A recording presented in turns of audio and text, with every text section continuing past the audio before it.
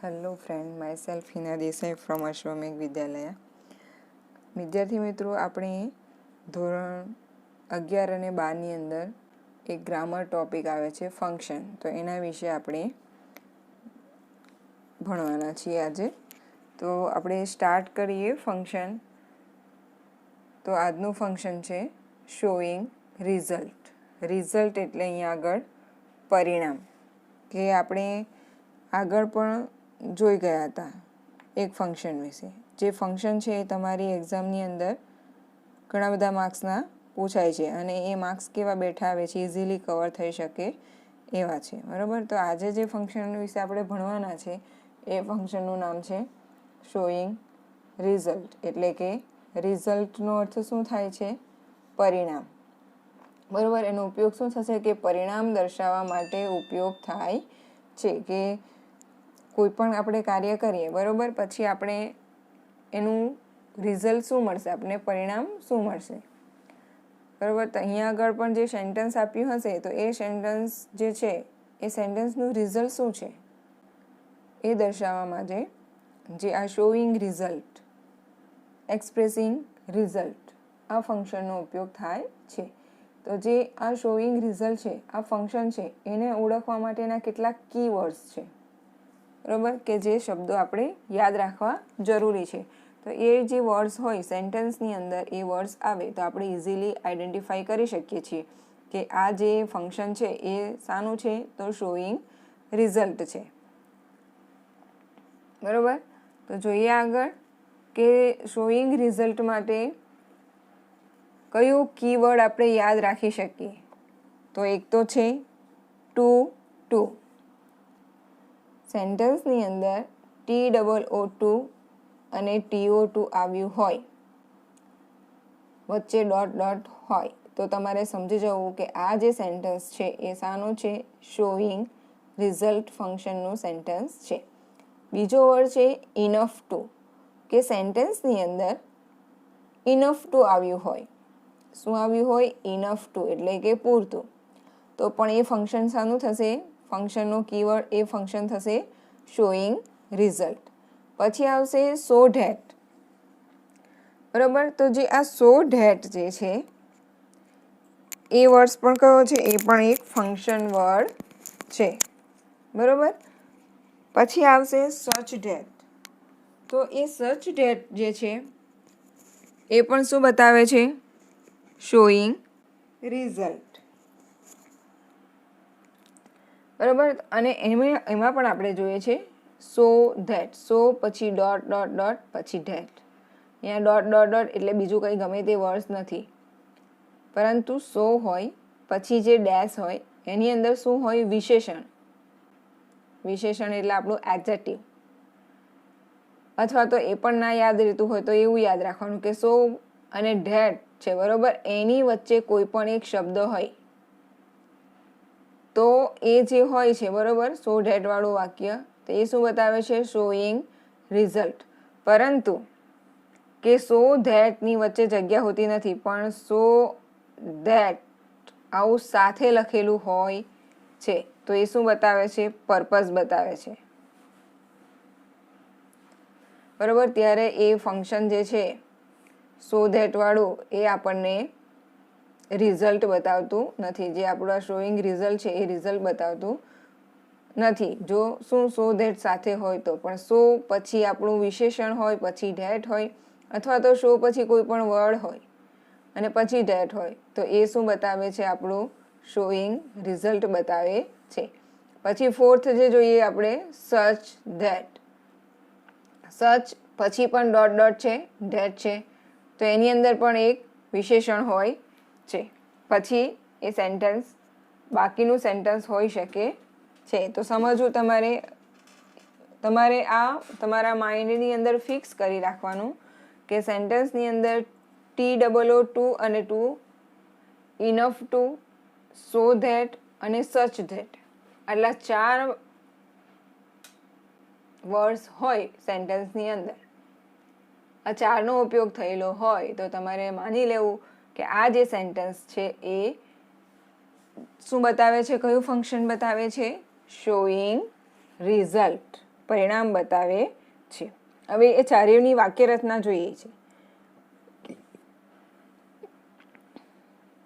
જોઈએ પહેલુંમાં કે શું છે, TOO2 ... અને 2.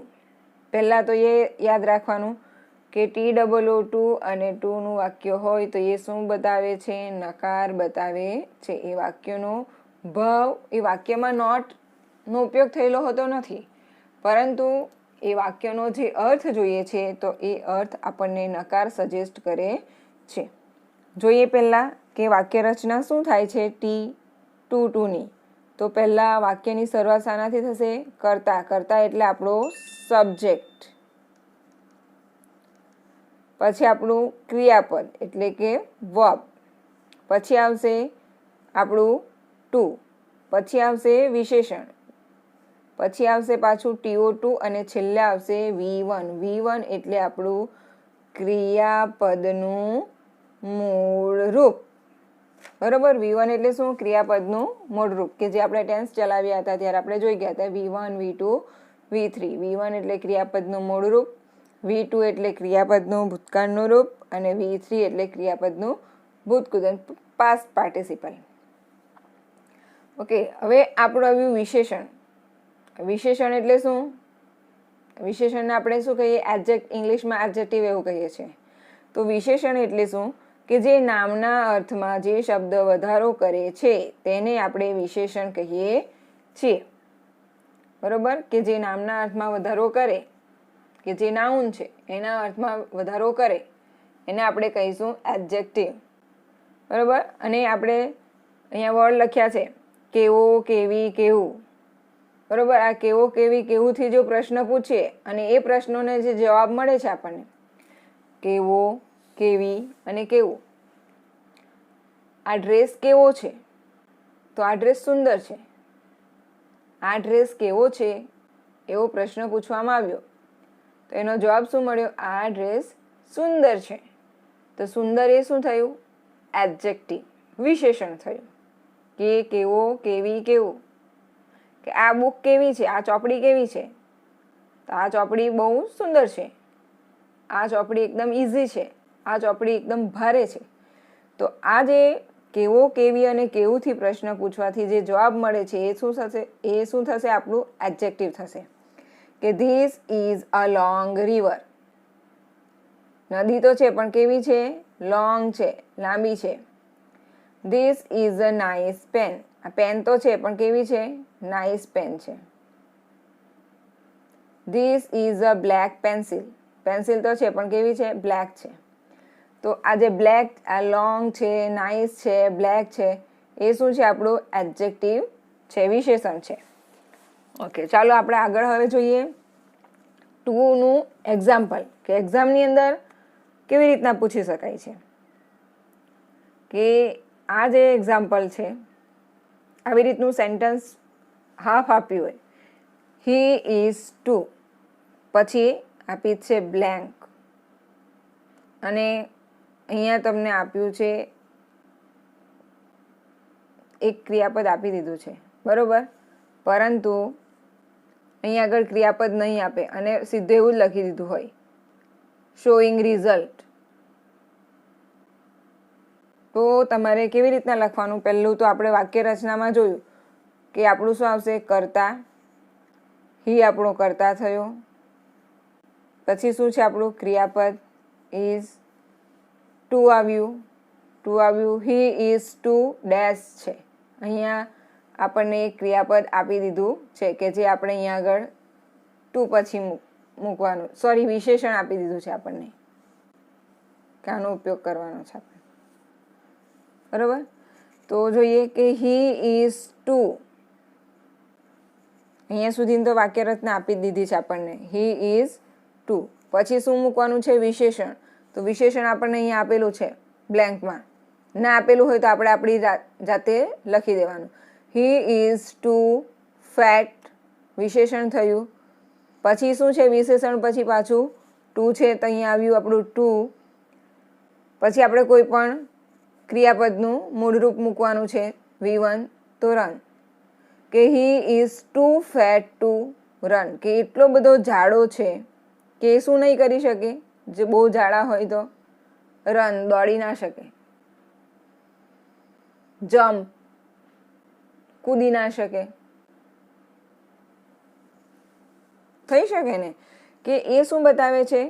ટુ નકાર ક્રિયા હંમેશા અહીંયા મૂકવામાં આવે છે, કે જ્યારે ટુ વાળું વાક્ય હોય, આ ટુ વાળું વાક્ય હોય ત્યારે અહીંયા જે છેલ્લે ક્રિયાપદ મૂકવાનું હોય છે, બરોબર, એ ક્રિયા કેવી? નકાર મૂકવાની હોય છે. અહીંયા જે વિશેષણ મૂક્યું છે, બરોબર, એ વિશેષણના અર્થમાં જે ક્રિયા મૂકવાની હોય છે એ ક્રિયા નકાર ભાવ દર્શાવતી ક્રિયા મૂકવાની હોય છે. કે આપણે જોઈએ કે he is too fat to run, કે એટલો બધો જાડો છે કે દોડી ના શકે, બરોબર ને. તો હવે અહીંયા આપણે એવું થોડું લખી શકીએ કે he is too fat to walk. ચાલી શકે, એ તો ચાલી ના શકે એવું ના કહી શકીએ, પણ દોડી ના શકે. So he is too fat to run. અહીંયા યાદ રાખવાનું છે કે આપણે નકાર ક્રિયા મૂકવાની હોય છે. આગળ જોઈએ એક example. My father is too, અહીંયા પણ આપી દીધું છે વિશેષણ ઇલ, શોઈંગ રિઝલ્ટ એવું હોય તો માય ફાધર ઇઝ ટુ ઇલ. આપણી વાક્ય રચના શું છે? પહેલું આપણું શું છે? આપણું સબ્જેક્ટ, પછી છે ક્રિયાપદ ટુ, પછી છે વિશેષણ, આ શું થયું? આપણું કર્તા, આપણું ક્રિયાપદ ટુ, વિશેષણ to walk, V1. My father is too ill to walk, કે મારા પિતા જેટલા બધા બીમાર છે, ઇલ છે કે ચાલી શકે નહીં. વોક, ઈટ પણ લખી શકીએ આપણે, એ ખાઈ શકે નહીં, બરોબર. રન પણ લખી શકીએ કે દોડી શકે નહીં, કે મારા પિતાજી, my father is too ill to walk. તો આ છે આપણું શોઈંગ રિઝલ્ટ જે ફંક્શન છે. એની અંદર આપણે જોવાનું કે આવી રીતનું હાફ વાક્ય આપ્યું હોય અને હાફ આપણે ફિનિશ કરવાનું હોય શો, અને બ્રેકેટમાં આપ્યું હોય કે શોઈંગ રિઝલ્ટ, તો તમારે TOO2 આપ્યું હોય તો પછી તરત જ આપણે કોઈ પણ એડજેક્ટિવ વિશેષણ મૂકી દેવાનું, પછી આપણું TO2 મૂકવાનું અને પછી ક્રિયાપદનું મૂળરૂપ લખીને વાક્ય રચના પૂર્ણ કરવાની હોય છે. આ પ્રકારનું જે વાક્ય હોય એ તમને ક્યાં પૂછાશે? જે આ પ્રકારનું વાક્ય તમને પાર્ટ એમાં MCQમાં તો પૂછાય જ છે, પણ પાર્ટ બીની અંદર જે છેલ્લે ગ્રામર હોય છે, ડુ ઇઝ ડિરેક્ટર, અને એની અંદર 3 માર્કના જે ફંક્શન પૂછાય છે એ 3 માર્ક્સમાં તમારે 1 માર્કનું સેન્ટેન્સ આવી રીતનું આવી શકે છે. કોઈ પણ ફંક્શનનું 3 ફંક્શન પૂછી શકાય છે, 1 માર્કનું એક સેન્ટેન્સ હોય છે. આગળ જોઈએ.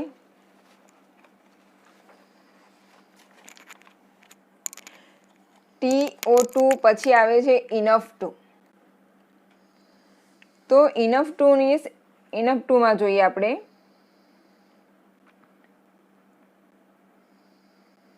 એની વાક્ય રચના શું છે ઇનફ ટુમાં? તો પહેલા આવશે કર્તા, પછી આવશે આપણું ક્રિયાપદ, વિશેષણ ઇનફ ટુ અને V1. કર્તા એટલે આપણું સબ્જેક્ટ, ક્રિયાપદ એમ, ઇઝ, આર, વોઝ, વર, વિશેષણ આપણું એડજેક્ટિવ ઇનફ ટુ અને V1. TOO2માં TOO2 હતું, બરોબર, પછી વિશેષણ હતું અને પછી TO2 હતું. અહીંયા ઇનફ ટુ છે એ સાથે જ આવે છે. ઇનફ પછી કોઈ વર્ડ હોય પછી ટુ એવું આવતું નથી, અને વાક્યના છેલ્લે અંતે V1 એટલે કે ક્રિયાપદનું મૂળરૂપ જ આવે છે. જોઈએ example. He is clever dash, બ્રેકેટમાં આપ્યું છે શોઈંગ રિઝલ્ટ. તો આપણે વાક્ય રચના પ્રમાણે જોઈએ તો પહેલું હી એ આપણો કર્તા છે, હી ઇઝ ક્લેવર. અહીંયા સુધીનું તો વાક્ય આપણને આપી દીધું છે. હી તો એ શું છે? આપણું કર્તા, ઇઝ આપણું ક્રિયાપદ છે, ક્લેવર આપણું વિશેષણ છે. પછી શું મૂકવાનું આપણે બ્લેન્કમાં? Enough to.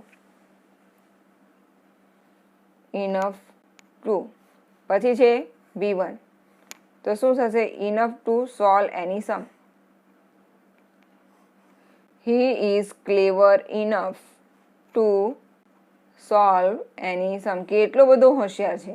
ઇનફ ટુ એટલે કે ઇનફ ટુનો અર્થ થશે પૂરતું કે યોગ્ય, માપનું, કે he is clever enough to solve any sum, કેટલો બધો હોશિયાર છે, એટલો પૂરતો હોશિયાર છે કે કોઈ પણ સમ જે હોય, કોઈ પણ દાખલા હોય એ સોલ્વ કરી શકે છે, કોઈ પણ કોયડાનો ઉકેલ એ મેળવી શકે છે. He is clever enough to remember anythings, કેટલો હોશિયાર છે, કોઈ પણ વસ્તુ યાદ રાખી શકે, એવું પણ આપણે અહીંયા આગળ કહી શકીએ. આપણે એક બીજું એક્ઝામ્પલ જોઈએ. માય બ્રધર વોઝ ટોલ, મારો ભાઈ ઊંચો છે, શોઈંગ રિઝલ્ટ. તો my brother was tall enough to touch the fan, કે મારો ભાઈ એટલો ઊંચો છે કે ટુ ટચ ધ સ્કાય, અહીંયા સ્કાય એવું ના લખી શકીએ, આકાશ પહોંચી શકે એટલો ઊંચો હોતો નથી, પરંતુ અહીંયા એ શું અડી શકે, હા ફેન અડી શકે એટલો ઊંચો છે. તો શું કહીએ, my brother was tall enough to touch the fan, કે મારો ભાઈ જે ફેન છે એને અડી શકે એટલો ઊંચો છે. અહીંયા તમે એવું પણ લખી શકો કે my brother was tall enough to touch the terrace, or maybe you can also say that my brother was tall enough to touch the cupboard upside. બરોબર, કે અહીંયા તમે ઇનફ ટુના યુઝવાળા કોઈ પણ સેન્ટેન્સ તમે એવી રીતના મૂકી શકો. તો એ શું બતાવે છે અહીંયા આગળ, અને હા યાદ રાખવાનું, પેલું જે આપણે જોયું TOO2, બરોબર, એની વાક્ય રચનામાં આપણે જોયું તો TO2 પછી શું હતું, વિશેષણ હતું વાક્ય રચનામાં. જો કે કર્તા શું છે અહીંયા, કર્તા ક્રિયાપદ ટુ પછી વિશેષણ છે, બરોબર ને. જ્યારે ઇનફ ટુ છે એની અંદર શું છે, કર્તા ક્રિયાપદ વિશેષણ અને પછી ઇનફ ટુ છે અને પછી V1 છે. અહીંયા આગળ ફેર છે, બરોબર. TOO2માં શું છે, અહીંયા વિશેષણની જગ્યાએ ટુ છે અને અહીંયા આગળ વિશેષણ છે. ત્યારે ઇનફ ટુમાં શું છે, ટુની જગ્યાએ વિશેષણ છે અને વિશેષણની જગ્યાએ ઇનફ ટુ છે, બરોબર. તો આ યાદ રાખવાનું રહેશે. હવે